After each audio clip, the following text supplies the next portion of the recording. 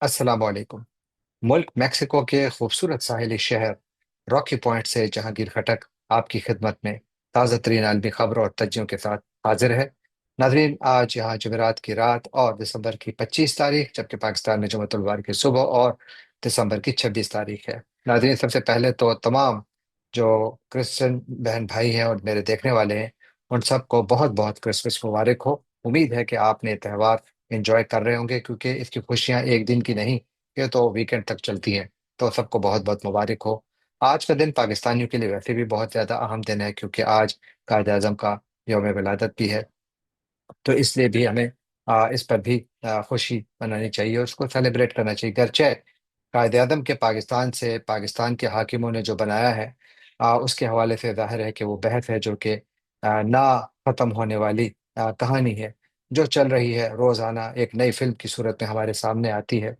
कभी शहजाद अकबर जैसे जो हुकूमत के नाकिदीन हैं, वो रियासती जबर का निशाना बनते हैं, और रोज़ाना की बुनियाद पर पाकिस्तान के साबिक वज़ीर आज़म इमरान खान, उनकी अहलिया और उनके हज़ारों साथी जो कि इस वक्त जेल और कैदोबंद की सोबतें बर्दाश्त कर रहे हैं, वो भी कायद आज़म के पाकिस्तान ही में इस मुश्किल दौर से गुजर रहे हैं। और एक ऐसा तबका भी है जो कायद आज़म के पाकिस्तान में इसके वसाइल पर न सिर्फ काबिज हो चुका है, बल्कि इसको दोनों हाथों से लूट रहा है। आ, मैं आज जब यहाँ के अमेरिका से मैक्सिको पहुंचा, तो बुनियादी तौर पर मैं चूंकि आजकल वेकेशंस पर हूँ, तो इसलिए थोड़ा सा ज़रा न्यूयॉर्क से बाहर निकले। न्यूयॉर्क में तो एक बहुत बड़ा तूफान आ रहा है, यानी ख्याल है कि शायद आइंदा चंद घंटों के दौरान वहाँ पर 6 इंच तक बर्फबारी हो सकती है। जबकि जहाँ मैं बैठा हूँ वहाँ पर टी शर्ट का मौसम है। यहाँ पर आपको जैकेट की भी ज़रूरत नहीं है। इंतहाई खूबसूरत मौसम है जिसको आप हकीकतन बहुत ज़्यादा एंजॉय कर सकते हैं। मैं इस सिलसिले में कुछ वीडियोज़ वगैरह भी आपके साथ शेयर करता रहूँगा कि ये कितना छोटा सा शहर है। और वैसे मैक्सिको में जब इंसान दाखिल होता है अमेरिका से, तो यकीन मानिए कि पाकिस्तान की याद बहुत ज़्यादा आती है, क्योंकि कई हवालों से वो बिल्कुल पाकिस्तान जैसा लगता है। जो उनके रिजॉर्ट्स एरिया हैं, जाहिर है वो तो बहुत अच्छे बने हुए हैं, लेकिन जो बाकी शहर हैं, उनको वो डेवलपमेंट, कम अज़ कम जिससे मैं आज गुजरा हूँ, तो वहां पर मुझे वो तरक्की नजर नहीं आई जो मैं एक्सपेक्ट कर रहा था। लेकिन बहरहाल ये एक अलग मौजू, इस पर कभी बात करेंगे। आप चलते हैं आज के पहले मौजू की जानिब, और वो सदर ट्रंप की जानिब से एक बड़ा इकदाम किया गया है। नाइजीरिया पर क्रिसमस के दिन बमबारी की गई है। अमेरिका का कहना है कि इसने नाइजीरिया के शुमाल मगरबी हिस्से में दाइश के ठिकानों को फदाई कार्रवाई के जरिए निशाना बनाया है। और अमेरिकी हुकूमत का कहना है कि दाइश के जो दहशतगर्द हैं, उन्होंने इस खत्ते में क्रिश्चियंस को मारा है, उनका कत्लेआम में वो शामिल हैं, लिहाजा उनके खिलाफ कार्रवाई जरूरी थी।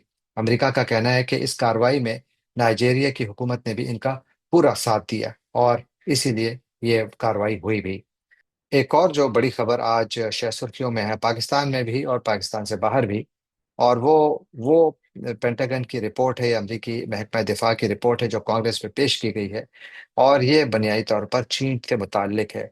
और चीन जिस तरीके से दुनिया पर असलहा बेच रहा है, उसका भी बड़ा तफसील से जिक्र किया गया है। और चीन जिस तरीके से अपने आप को मुसल्लह कर रहा है, उसका भी बड़ी तफसील से जिक्र किया गया है। इस रिपोर्ट के मुताबिक 2024 यानी दिसंबर 2024 तक चीन दुनिया का चौथा बड़ा असलहा बरामद करने वाला या दुनिया पर असलहा बेचने वाला मुल्क बन चुका था। चीन की असलहे की बरामदात जो है, इसकी बुनियादी तौर पर खारजा पॉलिसी और बेल्ट रोड इनिशिएटिव जो है उसकी हिकमत अमली से जुड़ी नजर आती हैं, जो कम कीमत भी हैं। यानी अब चीनी असलहा निस्बतन वेस्टर्न वेपन सिस्टम्स के सस्ता भी है, और लचकदार शराइत पर भी मिलता है या अवेलेबल है। इसीलिए जो तरक्की पजीर ममालिक हैं, वो अब अपने असलहे की ज़रूरियात या अपनी दिफाई ज़रूरियात को पूरा करने के लिए चीन ही का रुख कर रहे हैं।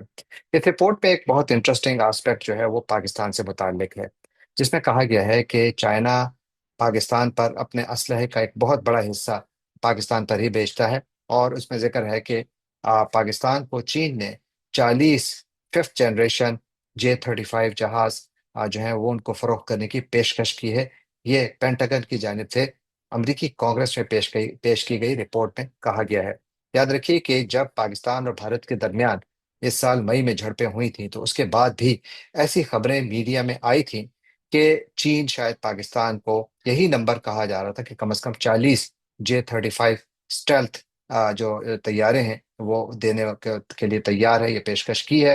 اور اس حد تک بھارتی میڈیا میں یہ خبر آئی تھی کہ چین پاکستان کو یہ طیارے انتہائی کم قیمت، یعنی تقریباً آدھی قیمت پر پیش کر رہا ہے کہ یہ آدھی قیمت پر آپ لیں لیکن انہیں حاصل کریں۔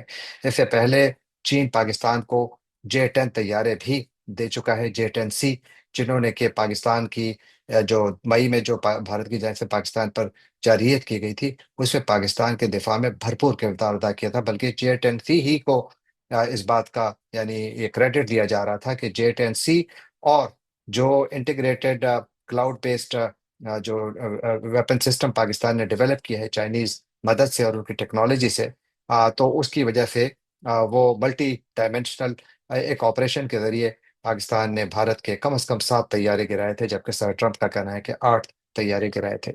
اور یہ جو 2025 کی جو رپورٹ آئی ہے، اس میں وہ کہتے ہیں کہ اگر پاکستان کو چین کی جانب سے J-35 طیارے دیے جاتے ہیں تو اس کا براہ راست اثر اس علاقائی یہاں پر جو فوجی توازن ہے اس پر بہت زیادہ ہوگا، کیونکہ چائنا پاکستان کا ایک بہت بڑا قریبی ساتھی ہے، دوست ہے۔ چائنا نے پاکستان میں بھاری انویسٹمنٹ کی ہوئی ہے، اور چین پاکستان کے ساتھ ہمیشہ سے کھڑا تھا اور کھڑا ہے۔ یہ کہتے ہیں کہ یہ جو پینٹاگن کی جانب سے جو رپورٹ آئی ہے، یہ انہی رپورٹس کی توثیق کرتی ہے، تصدیق کرتی ہے، جن کا میں نے ابھی ذکر کیا کہ جو آ، مئی میں جو جھڑپیں ہوئی تھی اس کے بعد چین نے پاکستان کو یہ آفر کی تھی، ہم نے بھی یہ خبر اس وقت دی تھی۔ ساتھ ہی جو JF-17 تھنڈر ہے، جس کے بارے میں اب خبریں ہیں کہ پاکستان نے اس کا بلاک 3 جو ہے وہ بھی اس کو مارکیٹ کرنا شروع کیا ہے، اور جو لیبیا پر بیچے جا رہے ہیں کم از کم 16 JF-17 تھنڈر، خیال ہے کہ یہ بلاک 3 ہی ہیں۔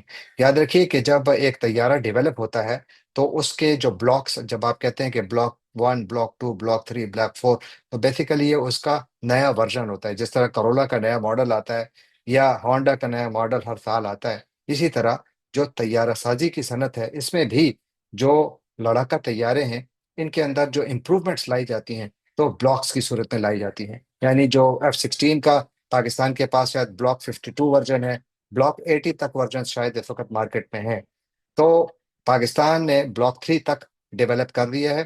اور جو JF-17 تھنڈر ہے اس نے عالمی سطح پر اپنے لیے بڑی مارکیٹ بنائی ہے، اور اس میں چین کا بہت بڑا بنیادی کردار ہے، کیونکہ یہ طیارہ پاکستان اور چین نے مل کر ڈیولپ کیا ہے۔ تو یہ بڑی خبر ہے، اور اس میں یہ بھی کہا گیا ہے کہ چونکہ اب پاکستان خود کفالت بھی حاصل کر رہا ہے مقامی طور پر، اور ساتھ ہی جو چائنا کی جانب سے پاکستان کو ففتھ جنریشن J-35 دینے کی خبریں ہیں، اور ساتھ ہی جو مختلف میزائل سسٹمز اور جو ایئر ڈیفنس سسٹمز ہیں وہ بھی دیے جا رہے ہیں، جن میں HQ-19 کا نام لیا جا رہا ہے، جو کہ انتہائی ایڈوانسڈ ایئر ڈیفنس سسٹم ہے۔ اسی طرح KJ-500 جو early warning airborne systems ہیں، ایوکس ٹیکنالوجی ہے، وہ بھی پاکستان کو آفر ہے کہ وہ دیے جا رہے ہیں۔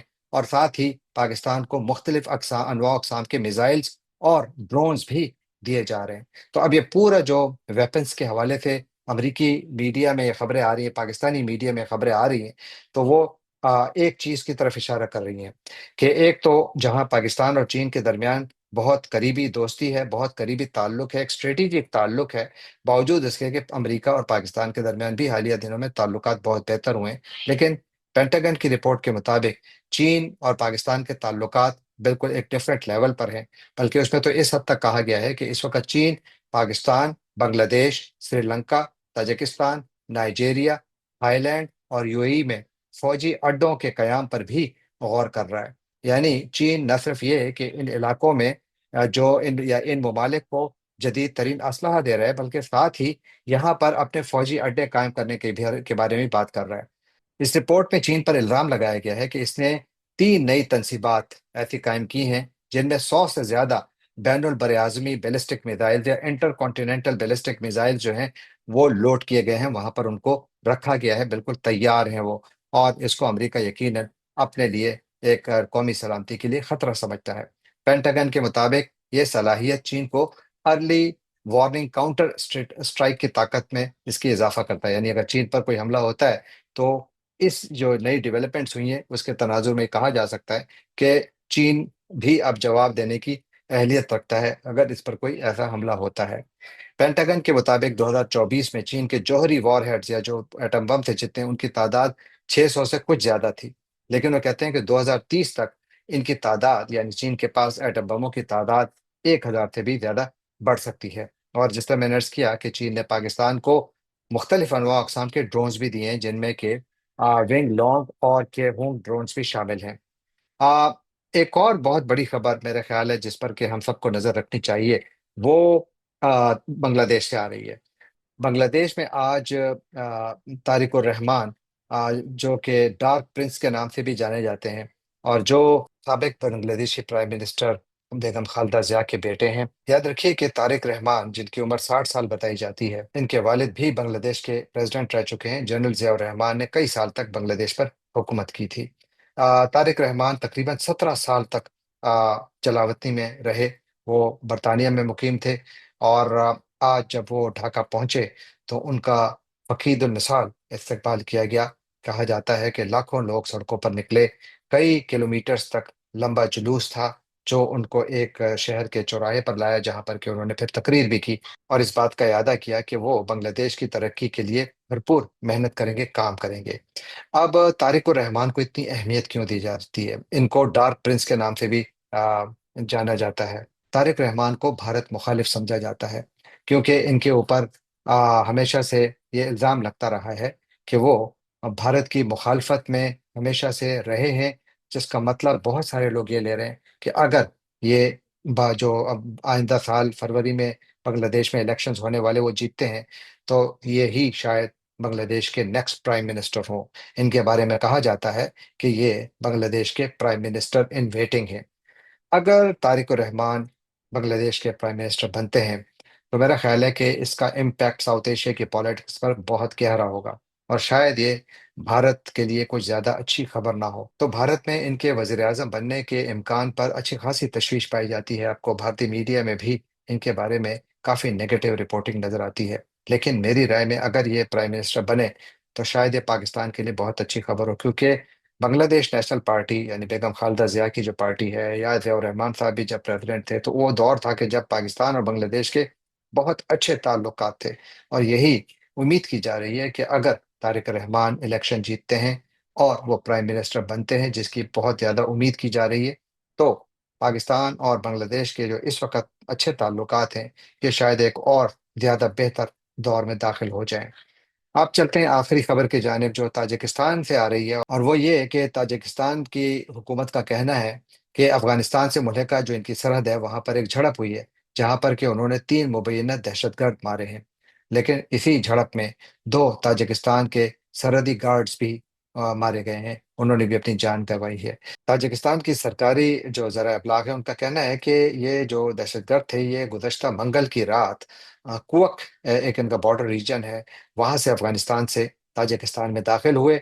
जो इनकी बॉर्डर फोर्सेज हैं, इनको इन दहशतगर्दों की ताजिकिस्तान में दाखिले की इत्तला अगले दिन मिली, और फिर उन्होंने उन ठिकानों पर छापा मारा जहां पर के इन अफराद को कहा गया कि वो हथियार डालें और कानून के हवाले अपने आप को करें। लेकिन इन्होंने फायर खोल दिया। फायरिंग का तबादला हुआ, जिसमें तीनों दहशतगर्द मारे गए, और साथ 2 ताजिक बॉर्डर गार्ड्स भी, उन्होंने भी अपनी जान गंवाई।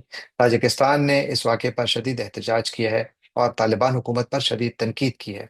और वो कहते हैं कि ये तालिबान हुकूमत की सिक्योरिटी की नाकामी का एक बहुत बड़ा सबूत है। इनको ज़्यादा मौसर तरीके से अपने बॉर्डर को मजबूत करना होगा, ताकि दहशतगर्द ताजिकिस्तान में दाखिल ना हो पाए।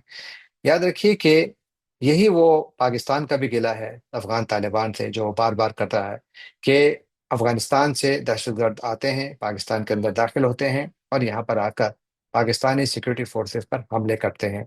और ताजिकिस्तान में भी इस किस्म के वाकयात का होना ये साबित करता है कि अफगान तालिबान के कंट्रोल में कम से कम बॉर्डर के रीजन या है नहीं, या वो डेलिबरेटली खुद इन कार्रवाइयों को प्रमोट कर रहे हैं। पाकिस्तान के बारे में तो सबको मालूम है कि पाकिस्तान का ये कहना है कि तालिबान हुकूमत बाकायदा पाकिस्तानी तालिबान की पुष्पनाही कर रही है, और कुछ ऐसे ही इल्जामात अब ताजिकिस्तान अफगान तालिबान पर लगा रहा है। ये पहला मौका नहीं है, इससे पहले भी इस किस्म के इल्जामात लग चुके हैं।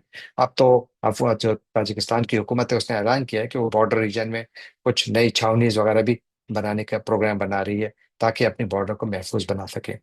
अब इस खत्े में जहाँ तरक्की के बहुत बड़े मौके हैं, जहाँ पर कि अगर ये ममालिक एक दूसरे के साथ कॉपरेट करें, कोलैबोरेट करें, तो यहाँ का नक्शा बदल सकते हैं, लोगों की तकदीर बदली जा सकती है। لیکن یہاں پر ہو یہ رہا ہے کہ اگر ایک طرف پاکستان افغان طالبان پر یہ الزام لگا رہا ہے کہ یہ پاکستانی طالبان کی پشت پناہی کر رہے ہیں، تو اب افغان طالبان پاکستان پر یہ الزام لگا رہے ہیں کہ پاکستان داعش کی اس خطے میں پشت پناہی کر رہا ہے۔ اور آج بلکہ کل سے ایک بیان ذبیح اللہ مجاہد کا، جو کہ طالبان حکومت کے اسپوکس مین ہیں، ان سے منسوب کیا جا رہا ہے، جس میں وہ کہہ رہے ہیں کہ حالیہ دنوں میں جو ٹرکش انٹیلیجنس نے پاکستان میں کارروائی کی، جس میں کہ ایک داعش کا لیڈر پکڑا گیا، وہ کہتے ہیں کہ یہ جو اس کی انفارمیشن تھی یا جو اس کی معلومات تھیں، یہ طالبان حکومت نے ٹرکی کو دی تھی۔ یاد رکھیے کہ محمد گورن نامی ایک ISIS کا جو دہشت گرد ہے، جس کا تعلق داعش سے ہے، وہ پاکستان افغانستان بارڈر ریجن سے گرفتار ہوا تھا۔ اور یہ جو آپریشن تھا، خبریں یہ ہیں، اطلاعات یہ ہیں کہ اس کو لیڈ ٹرکش انٹیلیجنس ایجنسی نے کیا تھا۔ آپ یہ واضح نہیں ہے کہ اس کو پاکستانی سائڈ سے گرفتار کیا گیا تھا یا افغان سائڈ سے گرفتار کیا گیا تھا، لیکن طالبان کا یہ دعویٰ انتہائی اہم ہے، جس میں وہ کہہ رہے ہیں کہ یہ ہماری اطلاع تھی، ہماری اطلاع پر ٹرکی نے یہ سب کچھ کیا۔ اور نہ صرف یہ، بلکہ جب یہ شخص گرفتار ہوا تو اس کے بعد اس کو ترکی منتقل کر دیا گیا۔ تو یوں اس خطے میں جو پولیٹیکل اور سیکیورٹی ڈائنامکس ہیں، وہ بڑی تیزی سے تبدیل ہو رہی ہے، جس میں کہ شاید جہاں ابھی پاکستان نے حالیہ دنوں میں اپنا جو اعلان کیا ہے کہ وہ لیبیا کی ایک فیکشن پر $4 ارب کا اسلحہ بیچ رہا ہے، اور میں نے اس پر ایک شو بھی کیا تھا، تو اس کے بعد پھر ٹرکی کی یہ کارروائی، اور ٹرکی کی جانب سے پاکستان اور طالبان کے درمیان جو اس وقت جو کشیدگی ہے، اس کو کم کرنے میں پہلے کچھ کردار تھا، اب خاموش ہو گئے۔